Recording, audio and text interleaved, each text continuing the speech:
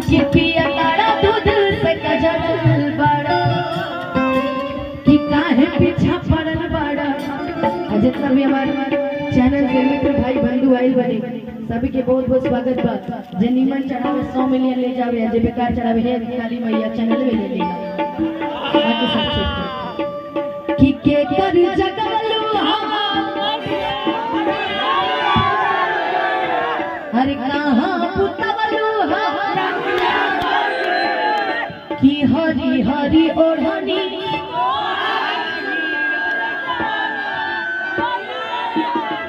सभी सुने ना, सभी सुने ना। तो हम चाहेंगे कि एक बार मिलके झूम के दिवाकर भैया कि हरी हरी ओढ़नी तो हरी सुंदर बगिया ये हरी हरी ओढ़नी तो हरी सुंदर बगिया ये काहे की झपड़ बड़ा हमर कमर बड़ा कि पिया तारा दूध से कजल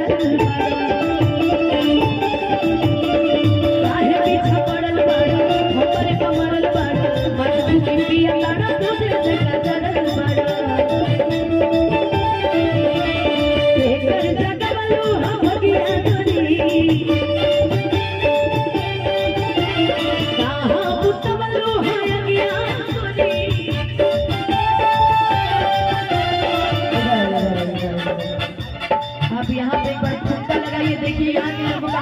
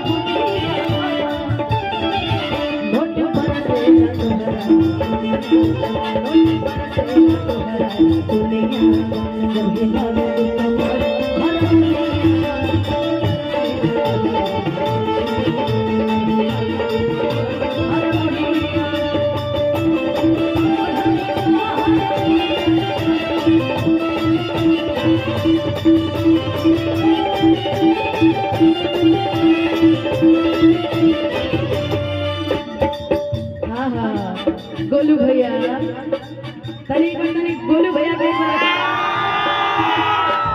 गोलू भैया एक मिनट माइक लगाओ तनी आओ तनी का देखो कार कितने देर में पहुंच रहे हैं? अभी हमारे भाई समय लगेगा। फिर भी कितना, आधा 1 घंटा? 1 घंटा ना बाकी 1.5 घंटा में आ जाएंगे। तो सभी अभी इंतजार कर रहे हैं बहुत बेसब्री से, जल्दी आ जाइए। एक बार और हाला करके बता दीजिए भाई।